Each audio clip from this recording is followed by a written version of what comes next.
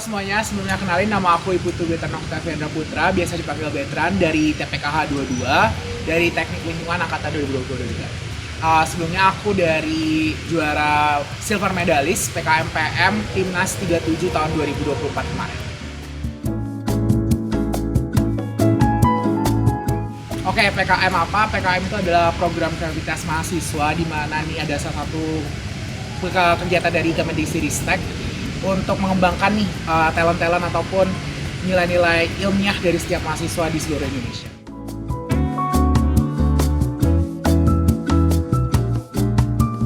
Oke, sebelumnya aku dari PKM-PM atau Pengabdian Masyarakat, di mana judulku sendiri adalah Green Era Harmony Initiative sebagai program pemberdayaan kelompok konservasi masyarakat, hutan masyarakat di Desa Bondowoso.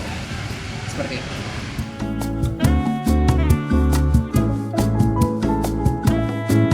Oke, sebenarnya untuk mencari judul yang bagus seperti apa, jadi teman-teman tuh bisa gali ide dulu nih, atau teman-teman bisa cari-cari ide-ide PKM tahun sebelumnya seperti apa, kemudian juga banyak-banyak teman-teman untuk mencari tahu nih kayak ide yang pengen teman-teman gali itu apa, ataupun teman-teman mau PKM-nya itu PKM dari bidang apa.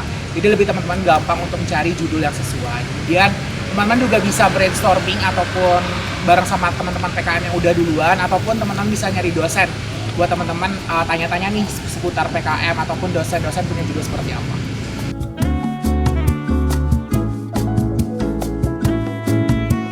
Oke, sebenarnya kalau kita bahas kendala selama PKM apa, kendalanya tuh ya nggak terlalu banyak sih teman-teman. Paling satu itu waktu, gimana teman-teman bisa nyocokin nih waktu antara akademik dan juga non-akademik kayak gitu.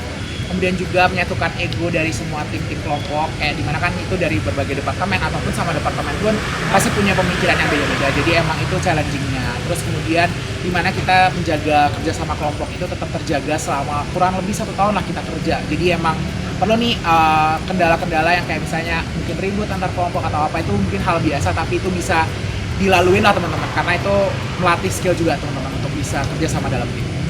Kemudian kalau ditanya tips nih, sebenarnya menang PKM seperti apa itu banyak sih teman-teman. Jadi yang pertama mungkin kalau dari awal proposal, teman-teman mungkin bisa melihat dari proposal teman-teman itu sudah lengkap substansinya, kemudian juga bisa teman-teman lihat dari formattingnya juga harus rapi dan juga sesuai dengan panduan dari Dikbudristek, karena emang banyak banget nih teman-teman yang lain terhalang nih bisa sampai tahap pendanaan atau PKP 2 ataupun sampai Timnas karena emang formattingnya ada beberapa yang salah kayak gitu. Emang jadi teman-teman harus teliti lah untuk dalam melakukan buat PKM ini sendiri. Terus kemudian tips yang lainnya sebenarnya adalah teman-teman bisa melatih nih public speakingnya juga supaya lebih bagus, karena nanti pada saat PKP 2 ataupun laporan kemajuan dan juga Timnas nantinya teman-teman emang perlu banget melatih public speaking dan juga cara menjawab kepada juri ataupun kepada orang-orang yang presentasi di depan. Kemudian tips selanjutnya paling aku bisa kasih ke kalian itu adalah konsistensi teman-teman sama niat, karena emang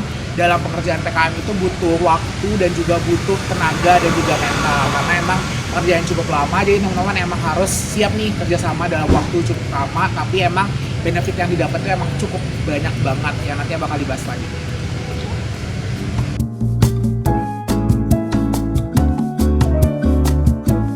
Oke, sebenarnya kalau bisa dibilang manfaat dari ikut PKM itu banyak banget sih teman-teman. Jadi pertama, selain teman-teman punya pemikiran kritis, teman-teman juga dilatih nih mental teman-teman. Kemudian juga bagaimana sih teman-teman bisa mengatur waktu, karena di PKM sendiri kan banyak nih teman-teman selain ngatur waktu antar sesama departemen ataupun beda departemen, kemudian juga mengatur bagaimana teman-teman dari waktu akademik tugas-tugas, kemudian juga organisasi di luar akademik itu, kemudian kepanitiaan dan sebagainya macamnya. Jadi emang challenging lah untuk teman-teman lakuin kayak gitu.